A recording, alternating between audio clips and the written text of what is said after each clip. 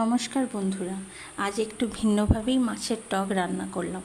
প্রথমে নুন হলুদ মাখিয়েই দু রকমের মাছটাকে ভেজে নিলাম, রুই মাছ ও চিংড়ি মাছ, দেখতেই পাচ্ছেন। তারপরে আমি নিলাম গোড়া লেবু, আড়াই টুকরো গোড়া লেবু নিলাম, মানে দুটো গোটা আর একটা হাফ। তারপরে আমি ভেন্ডিগুলোকে ভালো করে ভেজে নিলাম সামান্য একটু লবণ দিয়ে। ভেজে নেওয়ার পর কড়াইয়ে 5 ফোড়ন দিলাম। 5 ফোড়নটা একটু ভাজা হয়ে গেলেই ওতে দিয়ে দেব 1 বাটি জল। তার আগে ভেন্ডিগুলোকে দিয়ে ভালো করে একটু নেড়ে নিলাম। নেড়ে নেওয়ার পর ওতে দিয়ে দেবো 1 বাটি জল। তাতেই 1 চামচ নুন দিলাম আর দিলাম 1 চামচ হলুদটা একটু বেশি করেই দিলাম, কারণ লেবু রস দিলে ওর কালারটা একটু অন্যরকম হয়ে যায়। তারপর জলটা একটু ভালো করে ফুটতে দিতে হবে। জলটা একটু ভালো করে ফুটে যাওয়ার পর ওতে সেই লেবুর রসটা দিয়ে দিলাম।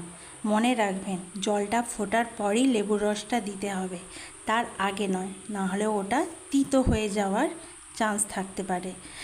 4 থেকে 5 মিনিট ভালোভাবে ফুটে নিলাম, গ্যাসটাকে মিডিয়াম রেখে। তারপরে ওতে দিয়ে দেব চিংড়ি মাছগুলো। প্রথমে রুই মাছ নয়, প্রথমে চিংড়ি মাছগুলোকে ভালো করে ফুটিয়ে নিতে হবে ওই টকটার মধ্যে। চিংড়ি মাছটা ভালো করে ফুটে যাওয়ার পর ওতে দিয়ে দেব রুই মাছের ভাজাগুলো। রুই মাছ চিংড়ি মাছগুলো ভালো করে ফুটে যাওয়ার পর ওতেই দেব সর্ষে বাটা।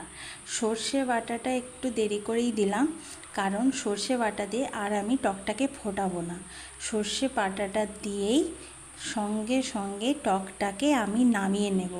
নামানোর আগে পারলে 2 ফোঁটা সর্ষের তেল দিয়ে দেবেন, তাহলে সর্ষে কাঁচা ভাব গন্ধটা আর থাকে না।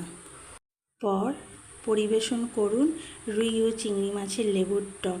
একটু আলাদা রকমভাবে করেছি, পারলে বা আপনারাও চেষ্টা করে দেখবেন বাড়িতে, এবং ভালো লাগলে সাবস্ক্রাইব করবেন। টাটা। নমস্কার বন্ধুরা, আজ একটু ভিন্নভাবেই মাছের টক রান্না করলাম। প্রথমে নুন হলুদ মাখিয়েই 2 রকমের মাছটাকে ভেজে নিলাম, রুই মাছ ও চিংড়ি মাছ, দেখতেই পাচ্ছেন। তারপরে আমি নিলাম গোড়া লেবু, আড়াই টুকরো গোড়া লেবু নিলাম, মানে দুটো গোটা আর একটা হাফ। তারপরে আমি ভেন্ডিগুলোকে ভালো করে ভেজে নিলাম সামান্য একটু লবণ দিয়ে। ভেজে নেওয়ার পর কড়াইয়ে 5 ফোড়ন দিলাম। 5 ফোড়নটা একটু ভাজা হয়ে গেলেই ওতে দিয়ে দেব 1 বাটি জল। তার আগে